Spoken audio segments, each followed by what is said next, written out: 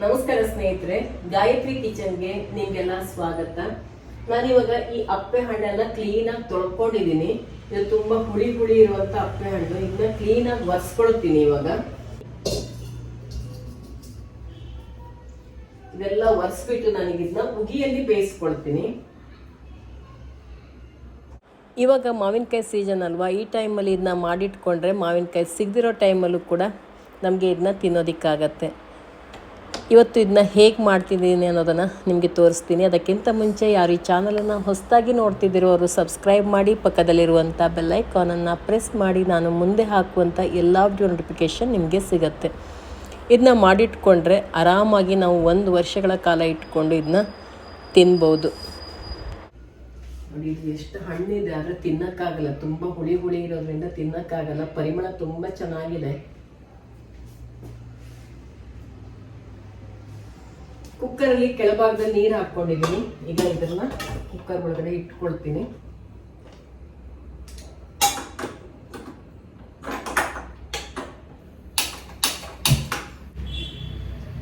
ಇದಕ್ಕೆ ನಾನು 2 ಸೀಟಿ ಕುದಿಸ್ಕೊಳ್ತೀನಿ. ಹಾಗೆ ನಿನ್ನೆ ಬ್ಲಾಗಲ್ಲಿ ಕೂಡ ನಾನು ಮಾವಿನಕಾಯನ್ನು ಯಾವ ರೀತಿ ಇಟ್ಕೋಬೋದು 1 ವರ್ಷದೊಳಗೆ ಅಡುಗೆ ಮಾಡ್ಕೊಳ್ಳೋದಕ್ಕೆ ಬೇಕಾದಂಥ ರೆಸಿಪಿ ಮಾಡ್ಕೊಳ್ಳೋದಕ್ಕೆ ಅಂತೇಳಿ ತೋರಿಸಿದ್ದೆ. ಅದನ್ನು ಕೂಡ ನೋಡಿ ಬೇಕಾದರೆ. ಹಾಗೆ ಮಾವಿನಕಾಯಿ ಉಪ್ಪಿನಕಾಯಿ ಕೂಡ ತೋರಿಸಿದ್ದೆ. ದಿಢೀರಂತ ಮಾಡ್ಕೋಬೋದು, 1 ವರ್ಷಗಳ ಕಾಲ ಇಟ್ಕೋಬೋದು ಅಂತೇಳಿ. ತುಂಬಾ ಚೆನ್ನಾಗಿರುತ್ತೆ. ಮಾಡಿಕೊಂಡ್ರೆ ಬೇಗನೆ ಖಾಲಿ ಕೂಡ ಆಗಿಬಿಡುತ್ತೆ, ಅಷ್ಟು ಟೇಸ್ಟಿಯಾಗಿರುತ್ತೆ. ಅದನ್ನು ಕೂಡ ನೋಡ್ಕೊಂಡು ಬನ್ನಿ.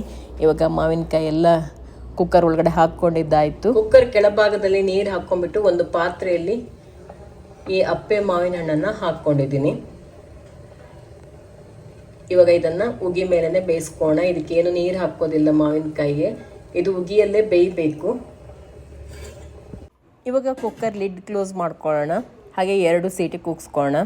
ಉಗಿಯಲ್ಲಿ ಬೇಯಿಸ್ಕೊಂಡಿರುವಂಥ ಮಾವಿನ ಹಣ್ಣು ನೋಡಿ ಈ ರೀತಿ ಕಾಣಿಸ್ತಾ ಇದೆ. ಎಲ್ಲ ಅಪ್ಪೆ ಮಾವಿನ ಹಣ್ಣು ಕಾಯಿಂದ ಕೂಡ ಮಾಡ್ಬೋದು, ಹಣ್ಣಿನಿಂದನೂ ಮಾಡ್ಬೋದು. ಅದಾದ ನಂತರ ಅದು ಆರಿದ ಮೇಲೆ ನಾನಿಲ್ಲಿ ಅದರ ರಸವನ್ನು ತೆಕ್ಕೊಳ್ತಾ ಇದ್ದೀನಿ. ಅದ್ರ ಗುಳ ಎಲ್ಲ ತೆಕ್ಕೊಳ್ತಾ ಇದ್ದೀನಿ. ನಾವು ಗುಳ ಅಂತ ಹೇಳ್ತೀವಿ, ರಸ ಹಿಂಡ್ಕೊಳ್ಳೋದಂತ ಕೂಡ ಹೇಳ್ಬೋದು. ಎಲ್ಲ ತೆಕ್ಕೋಣ ಕ್ಲೀನಾಗಿ. ಈ ರೀತಿ ಉಗಿಯಲ್ಲಿ ಬೇಯಿಸ್ಕೊಂಬಿಟ್ಟು ಮಾವಿನ ಹಣ್ಣಿನ ರಸ ಎಲ್ಲ ಈ ರೀತಿ ಹಿಂಡ್ಕೊಂಬಿಟ್ರೆ ತುಂಬ ಥರ ರೆಸಿಪಿ ಮಾಡ್ಕೋಬೋದು. ಅಪ್ಪೆ ಹುಳಿ ಮಾಡ್ಕೋಬೋದು. ನೆಕ್ಸ್ಟ್ ವ್ಲಾಗಲ್ಲಿ ಅದನ್ನು ಕೂಡ ತೋರಿಸ್ತೀನಿ. ಹವ್ಯಕರಿಗೆ ತುಂಬ ಪ್ರಿಯವಾದಂಥದ್ದು, ತುಂಬಾ ಟೇಸ್ಟಿಯಾಗಿರುತ್ತೆ. ಹಾಗೆ ಅಪ್ಪೆ ಹುಳಿ ಕೂಡ ಮಾಡ್ಕೋಬೋದು. ಗ್ಯಾಸ್ ಸ್ಟವ್ ಹಚ್ಚಿಬಿಟ್ಟು ಕಡಾಯಿಯಲ್ಲಿ ನಾನೀಗ 3 ಚಮಚದಷ್ಟು ಎಣ್ಣೆಯನ್ನು ಹಾಕ್ಕೊಳ್ತಾ ಇದ್ದೀನಿ. ಆಮೇಲೆ 1/4 ಚಮಚದಷ್ಟು ಇಂಗು, 1 ಚಮಚದಷ್ಟು ಉದ್ದಿನಬೇಳೆ, ಹಾಗೆ ಚಿಕ್ಕ ಚಮಚದಲ್ಲಿ 1 ಚಮಚದಷ್ಟು ಕಡಲೆಬೇಳೆ, ನಂತರ ಅರ್ಧ ಚಮಚದಷ್ಟು ಸಾಸಿವೆ ಕಾಳು. ಇದಿಷ್ಟನ್ನು ಹಾಕ್ಕೊಂಡು ಒಗ್ಗರಣೆ ಹಾಕ್ಕೊಳ್ತಾ ಇದ್ದೀನಿ. ಉದ್ದಿನಬೇಳೆ ಮತ್ತು ಕಡಲೆಬೇಳೆ ಕಲರ್ ಚೇಂಜ್ ಆಗಲಿ, ಸಾಸಿವೆ ಕಾಳು ಚಟಪಟ ಅಂತ ಸಿಡಿಬೇಕು. ಅಲ್ಲಿಯವರೆಗೆ ನಾವು ಇದನ್ನು ಚೆನ್ನಾಗಿ ಎಣ್ಣೆಯಲ್ಲಿ ಹುರ್ಕೋಬೇಕು. ಈಗ ನಾನು ಕಟ್ ಮಾಡ್ಕೊಂಡಂಥ 2 ಒಣಮೆಣಸಿನಕಾಯಿನ ಇದಕ್ಕೆ ಸೇರಿಸ್ಕೊಳ್ತಾ ಇದ್ದೀನಿ. ಹಾಗೆ ಕರಿಬೇವಿನ ಸೊಪ್ಪನ್ನು ಹಾಕ್ಕೊಳ್ತಾ ಇದ್ದೀನಿ. ಒಣಮೆಣಸನ್ನು ನೀವು 2 ಆದರೂ ಹಾಕ್ಕೋಬೋದು, ಇಲ್ಲ ಜಾಸ್ತಿನೂ ಹಾಕ್ಕೋಬೋದು. ಹಾಗೆ ನಾನಿಲ್ಲಿ ಸೂಜಿ ಮೆಣಸನ್ನು ತೊಗೊಂಡಿದ್ದೀನಿ. 40ರಿಂದ 45ರಷ್ಟು ಸೂಜಿ ಮೆಣಸನ್ನು ತೊಗೊಂಡಿದ್ದೀನಿ. ಅದನ್ನೆಲ್ಲ ಕಟ್ ಮಾಡ್ಕೊಂಬಿಟ್ಟು ಇದಕ್ಕೆ ಸೇರಿಸ್ಕೊಂಡಿದ್ದೀನಿ. ಸೂಜಿ ಮೆಣಸನ್ನ ಒಣಗಿಸ್ಕೊಂಡಿರುವಂಥದ್ದನ್ನು ನಾನು ತೊಗೊಂಡಿದ್ದೀನಿ. ಹಸಿದಾದರೂ ಹಾಕ್ಕೋಬೋದು. ನನ್ನ ಹತ್ರ ಒಣಗಿಸ್ಕೊಂಡಿರೋದಿತ್ತು, ಅದಕ್ಕೆ ನಾನು ಒಣಗಿರುವಂಥ ಸೂಜಿ ಮೆಣಸನ್ನೇ ಹಾಕ್ಕೊಂಡಿದ್ದೀನಿ. ನೋಡಿ, ಇವಾಗ ಒಗ್ಗರಣೆ ಎಲ್ಲ ಚೆನ್ನಾಗಿ ಕಲರ್ ಚೇಂಜ್ ಆಗಿದೆ ನೋಡ್ಬೋದು. ಉದ್ದಿನಬೇಳೆ ಕಡಲೆಬೇಳೆದೆಲ್ಲ ಕಲರು ಚೇಂಜ್ ಆಗಿದೆ. ಮೆಣಸನ್ನು ಕೂಡ ಚೆನ್ನಾಗಿ ಹುರ್ಕೊಂಡಿದ್ದಾಗಿದೆ.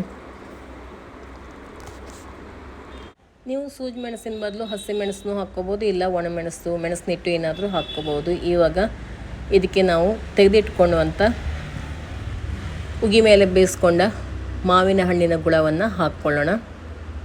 ಇವಾಗ ಇದಕ್ಕೆ ರುಚಿಗೆ ತಕ್ಕಷ್ಟು ಉಪ್ಪನ್ನು ಸೇರಿಸ್ಕೊಳ್ಳೋಣ. ಇದು ಹುಳಿ ಮಾವಿನ ಹಣ್ಣಾಗಿರೋದ್ರಿಂದ ಸ್ವಲ್ಪ ಉಪ್ಪು ಜಾಸ್ತಿನೇ ಬೇಕಾಗತ್ತೆ. 3ರಿಂದ 4 ಚಮಚದಷ್ಟು ಉಪ್ಪನ್ನು ನಾನಿಲ್ಲಿ ಇದಕ್ಕೆ ಸೇರಿಸ್ಕೊಳ್ತಾ ಇದ್ದೀನಿ. ಉಪ್ಪನ್ನು ಹಾಕ್ಕೊಂಡಾದ ನಂತರ ಈಗ ಬೆಲ್ಲನ ಸೇರಿಸ್ಕೊಳ್ಳೋಣ. ಇದು ಹುಳಿ ಇರೋದ್ರಿಂದ ಬೆಲ್ಲ ಜಾಸ್ತಿನೇ ಬೇಕಾಗತ್ತೆ. ಸ್ವಲ್ಪ ಎಷ್ಟು ಮಾವಿನ ಹಣ್ಣಿನ ಗುಳ ತಗೊಂಡಿದ್ದೀವೋ ಅಷ್ಟೇ ಬೆಲ್ಲ ಬೇಕಾಗತ್ತೆ ಇದಕ್ಕೆ. ದೊಡ್ಡ ಬೌಲಲ್ಲಿ 1 ಬೌಲಷ್ಟು ನಾನು ಮಾವಿನ ಹಣ್ಣಿನ ಗುಳನ ತಗೊಂಡಿದ್ದೀನಿ. ಅಷ್ಟೇ ಬೆಲ್ಲವನ್ನು ಇದಕ್ಕೆ ಸೇರಿಸ್ಕೊಳ್ತಾ ಇದ್ದೀನಿ. ಬೆಲ್ಲ ಮತ್ತು ಸಕ್ಕರೆ ಎರಡೂ ಕೂಡ ಹಾಕ್ಕೋಬೋದು ನೀವು. ಅರ್ಧದಷ್ಟು ಬೆಲ್ಲ ಅರ್ಧದಷ್ಟು ಸಕ್ಕರೆ ಬೇಕಾದರೂ ಹಾಕ್ಕೋಬೋದು. ನಾನಿಲ್ಲಿ ಬರೀ ಬೆಲ್ಲ ಒಂದೇ ಸೇರಿಸ್ಕೊಳ್ತಾ ಇದ್ದೀನಿ.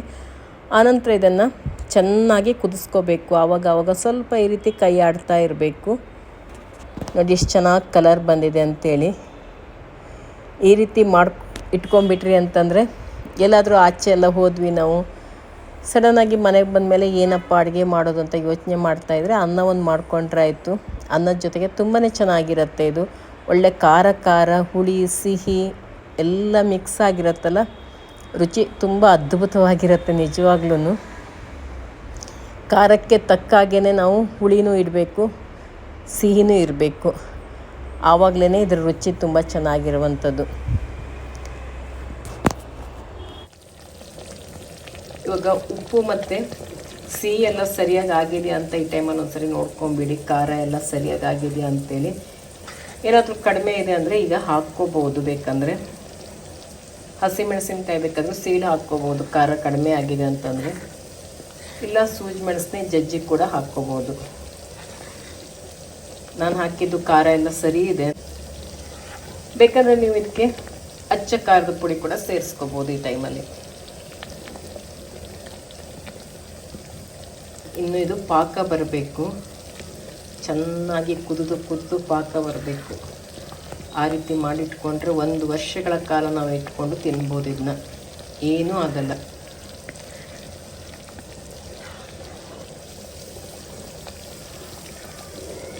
ಉಪ್ಪು ಕೂಡ ಕರೆಕ್ಟಾಗಿ ಆಗಿದೆ. ನಾನು ಟೇಸ್ಟ್ ನೋಡಿದೆ, ಉಪ್ಪು ಹುಳಿ ಖಾರ ಎಲ್ಲವೂ ಕರೆಕ್ಟಾಗಿ ಹೊಂದ್ಕೊಂಡಿದೆ. ಇನ್ನು ಪಾಕ ಬರಬೇಕು ಅಷ್ಟೇ.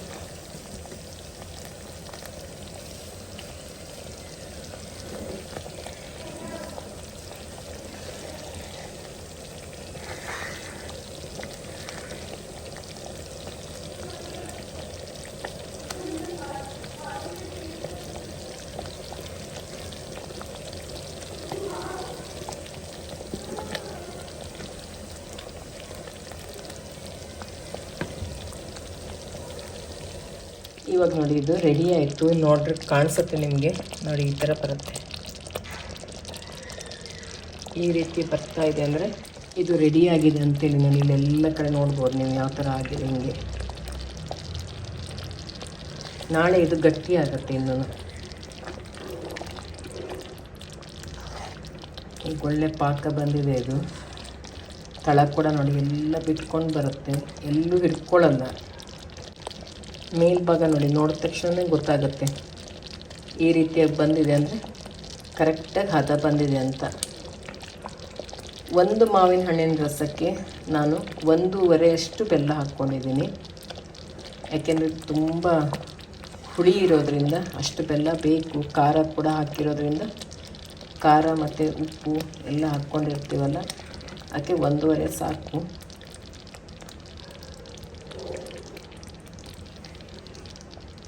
ಯಾವ ಬೌಲಲ್ಲಿ ಮಾವಿನಕಾಯಿದು ಗುಳ ತೊಗೊಂಡಿದ್ನಲ್ಲ ಅದೇ ಇದರಲ್ಲೇ ಬೆಲ್ಲ ತೊಗೊಂಡಿದ್ದೀನಿ ನಾನು. ಬೆಲ್ಲ ಅಳತೆ ಮಾಡ್ಕೊಂಡು ತೊಗೊಂಡು ಆಮೇಲೆ ಸುಮ್ಮನೆ ಮೇಲಿಂದ ಸುರಿದಿದ್ದೀನಿ. ನೋಡಿ ಚಿಕ್ಕದಾಗಿ ಕುದಿ ಬರ್ತಾ ಇದೆ. ಕುದಿ ಬರ್ತಿದ್ದಂಗೆ ಮೇಲ್ಗಡೆ ಬೆಲ್ಲ ಎಲ್ಲ ಪಾಕ ಮಾಡಿದಾಗ ಬರುತ್ತಲ್ಲ, ಅದೇ ಥರ ಬರುತ್ತೆ ನೋಡಿ.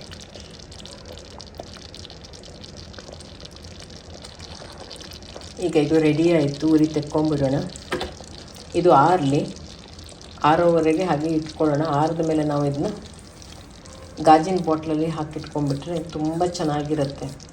ಯಾಕೆಂದರೆ ತುಂಬ ದಿನಗಳ ಕಾಲ ಇಟ್ಕೋತೀವಲ್ಲ ನಾವು, ಅದಕ್ಕೋಸ್ಕರ ಗಾಜಿನ ಬಾಟ್ಲಲ್ಲಿ ಇಟ್ಕೊಳ್ಳೋದು ತುಂಬ ಒಳ್ಳೆಯದು. ನೋಡಿ ಇದು ಆರಿದ ಮೇಲೆ ಈ ರೀತಿ ಗಟ್ಟಿಯಾಗುತ್ತೆ.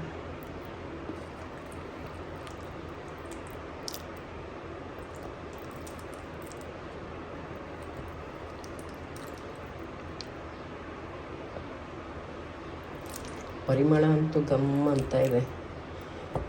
ಕರಿಬೇವಿನ ಸೊಪ್ಪು, ಮಾವಿನ ಹಣ್ಣು ಎಲ್ಲ ಪರಿಮಳ. ಅಪ್ಪೆ ಮಾವಿನ ಹಣ್ಣಿನಿಂದ ಮಾಡಿದ್ದಲ್ವ ಇದು.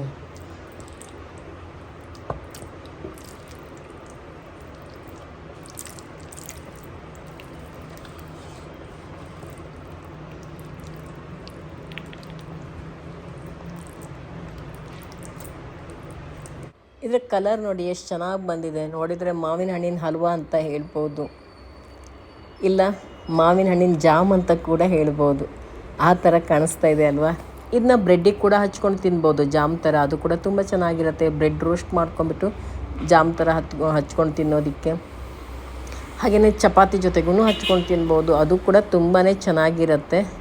ನೀವು ಕೂಡ ಒಮ್ಮೆ ಟ್ರೈ ಮಾಡಿ ನೋಡಿ ಹೇಗಿತ್ತಂತ ನನಗೆ ಆಮೇಲೆ ಕಮೆಂಟಲ್ಲಿ ತಿಳಿಸಿ. ಇವಾಗಂತೂ ಮಾವಿನಕಾಯಿ ತುಂಬಾ ಸಿಗುತ್ತೆ. ಅಪ್ಪೆ ಮಾವಿನ ಹಣ್ಣು ಸಿಕ್ಕಿದ್ರಂತೂ ತುಂಬಾ ಒಳ್ಳೆಯದು. ಅಪ್ಪೆ ಮಾವಿನ ಹಣ್ಣಿನಲ್ಲಿ ನೀವು ಈ ರೀತಿ ರೆಡಿ ಮಾಡ್ಕೋತೀರಾ ಅಂತಂದರೆ 1 ಬೌಲಷ್ಟು ಗುಳ ತೊಗೊಂಡ್ರೆ 1.5 ನೀವು ಬೆಲ್ಲ ತೊಗೋಬೇಕಾಗತ್ತೆ. ಸಿಹಿ ಜಾಸ್ತಿ ಬೇಕು. ತೋತಾಪುರಿ ಎಲ್ಲ ಹಾಕಿ ಮಾಡ್ತಿದ್ದೀರಾ ಅಂತಂದರೆ ಅದಕ್ಕೆ 1ಕ್ಕೆ 1ರಷ್ಟು ಬೆಲ್ಲ ಸಾಕಾಗತ್ತೆ. 1ರಷ್ಟು ಗುಳ ತೊಗೊಂಡ್ರೆ 1ರಷ್ಟು ಬೆಲ್ಲ. ಇಲ್ಲ ಅಂತಂದರೆ ಅಪ್ಪೆ ಮಾವಿನ ಹಣ್ಣಿಗೆಲ್ಲ 1ಕ್ಕೆ 1 ಪ್ರಮಾಣ ಸಾಕಾಗಲ್ಲ. ತುಂಬ ಹುಳಿ ಇರೋದ್ರಿಂದ ಬೆಲ್ಲ ಜಾಸ್ತಿನೇ ಬೇಕಾಗತ್ತೆ. ನಾನು ಮೊದಲು ಹೇಳಿದ್ನಲ್ಲ, 1 ಗುಳಕ್ಕೆ 1ರಷ್ಟು ಬೆಲ್ಲ ಅಂತೇಳಿ. ಅದು ತೋತಾಪುರಿ ಮಾವಿನಕಾಯಿ ಮತ್ತು ಬೇರೆ ಬೇರೆ ಮಾವಿನ ಹಣ್ಣೆಲ್ಲ ಇರುತ್ತಲ್ಲ, ಅದಕ್ಕೆ ಹೇಳಿರೋದು. ಯಾಕೆಂತಂದರೆ ಎಲ್ಲರಿಗೂ ಅಪ್ಪೆ ಮಾವಿನ ಹಣ್ಣು ಸಿಗತ್ತೆ ಅಂತ ಹೇಳೋಕ್ಕಾಗಲ್ವಲ್ಲ, ಅದಕ್ಕೋಸ್ಕರ ನಾನಿಲ್ಲಿ ಅಪ್ಪೆ ಮಾವಿನ ಹಣ್ಣಿಗೆ 1ಕ್ಕೆ 1.5 ಪ್ರಮಾಣ ಹಾಕಿದ್ದೀನಿ. ಯಾಕೆಂದರೆ ಮತ್ತೆ ಹೇಳ್ತಿದ್ದೀನಿ, ಕೆಲವರು ಪ್ರಮಾಣ ಸರಿಯಾಗಿ ಹೇಳಿ ಅಂತ ಹೇಳಿಬಿಡ್ತೀರ. ಅದಕ್ಕೋಸ್ಕರ ಮತ್ತೆ 2 ಸಾರಿ ಹೇಳಿದ್ದೀನಿ. ಇವಾಗ ಎಲ್ಲ ಆರಿದ ಮೇಲೆ ಒಂದು ಗಾಜಿನ ಬಾಟ್ಲಲ್ಲಿ ಇದನ್ನು ಹಾಕಿಟ್ಕೊಳ್ತಾ ಇದ್ದೀನಿ. 1 ವರ್ಷ ಇಟ್ಕೊಂಡು ಆರಾಮಾಗಿ ನಾವು ಇದನ್ನ ತಿನ್ಬೋದು. ಮತ್ತೆ ಯಾಕೆ ನೀವು ತಡ ಮಾಡ್ತೀರಾ? ಮನೆಯಲ್ಲಿ ಮಾವಿನಕಾಯಿ ಇದೆ ಅಂದರೆ ಉಗಿಯಲ್ಲಿ ಬೇಯಿಸ್ಬಿಟ್ಟು ಪಟಾಪಟ್ ಅಂತ ಈ ರೀತಿ ಮಾಡ್ಕೊಳ್ಳಿ. ಇಲ್ಲ ಮಾವಿನಕಾಯಿ ತಂದುಬಿಟ್ಟು ಮಾಡ್ಕೊಳ್ಳಿ. ಮಾವಿನ ಹಣ್ಣಾದರೂ ಆಗುತ್ತೆ. ಹುಳಿ ಮಾವಿನ ಹಣ್ಣಾದರೆ ಹುಳಿ ಮಾವಿನ ಹಣ್ಣಲ್ಲೇ ಮಾಡಿ. ಹುಳಿ ಮಾವಿನ ಹಣ್ಣು ಸಿಕ್ಕಿಲ್ಲ ಅಂದರೆ ಮಾವಿನಕಾಯಲ್ಲೂ ಕೂಡ ನೀವು ಈ ರೀತಿ ಮಾಡಿ ಇಟ್ಕೊಳ್ಬೋದು. ಇವತ್ತಿನ ಈ ರೆಸಿಪಿ ವ್ಲಾಗ್ ನಿಮ್ಗೆ ಇಷ್ಟ ಆಗಿರುತ್ತೆ ಅಂತ ಅಂದ್ಕೊಂಡಿರ್ತೀನಿ. ಇಷ್ಟ ಆಗಿದ್ದರೆ, ಹೊಸಬರಾಗಿದ್ದರೆ ಸಬ್ಸ್ಕ್ರೈಬ್ ಮಾಡಿ, ಹಾಗೆ ಬೇರೆಯವ್ರ ಜೊತೆ ಕೂಡ ಶೇರ್ ಮಾಡ್ಕೊಳ್ಳಿ. ನಿಮ್ಮ ಅನಿಸಿಕೆ ಅಭಿಪ್ರಾಯವನ್ನು ಕಮೆಂಟಲ್ಲಿ ತಿಳಿಸಿ. ಹಾಗೆ ಒಂದು ಲೈಕ್ ಮಾಡೋದನ್ನು ಮರಿಬೇಡಿ ಸ್ನೇಹಿತರೆ. ಇನ್ನೊಂದು ರೆಸಿಪಿ ಜೊತೆಗೆ ನಿಮ್ಮನ್ನು ಭೇಟಿ ಆಗ್ತೀನಿ.